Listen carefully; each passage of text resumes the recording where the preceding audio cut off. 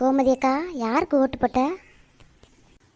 காசு வாங்கின கட்சிக்கு ஓட்டு போடலை, காசு வாங்காத கட்சிக்கு தான் ஓட்டு போட்டிருக்கேன்.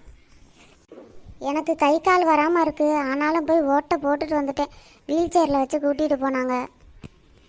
எனக்கு 15 வயசு தான் ஆகுது, 18 வயசு மட்டும் ஆகட்டும். ஓட்டு எலெக்ஷன் வந்தோன்னே எல்லா ஓட்லேயும் எல்லாருக்கும் வஞ்சனை இல்லாமல் போட்டு வந்துடுவேன். அடி பாவி, அப்படியெல்லாம் பண்ணிடாத. நீ என்ன அன்னதானமா பண்ணுற? ஓட்டு ஒரு ஆளுக்கு மட்டும்தான் போடணும், எல்லாருக்கும் போட்டினா யாருக்குமே செல்லாமல் போயிடும். காசு வாங்குறது ஒருத்தர்கிட்ட, ஓட்டு போடுறது ஒருத்தருக்கு. இது நியாயமா அநியாயமா? அடி போடி, நியாயம் அநியாயத்தை பார்த்தா அவங்களாம் ஏண்டி இப்படி நடந்துக்கிறாங்க?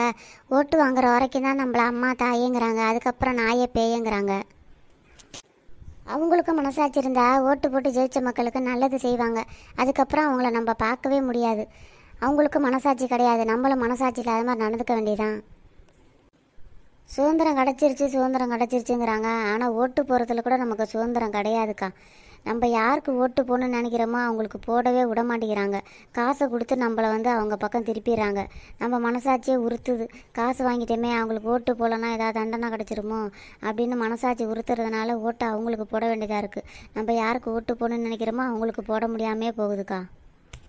2 கட்சிக்குமே காசு கொடுத்தாங்க, வாங்கிட்டு 3வது கட்சிக்கு ஓட்டை போட்டு விட்டேன். அட பாவி பொம்பளைங்களா, காசு வாங்கினது ஒரு பக்கம், ஓட்டு போட்டது ஒரு பக்கமா? காசு வாங்குற வரைக்கும் ஐயா சாமி நாங்கள் உங்களுக்கே ஓட்டை போட்டுடுறோம், மாற்றி போடுவோமான்னு சொன்னாலுங்க.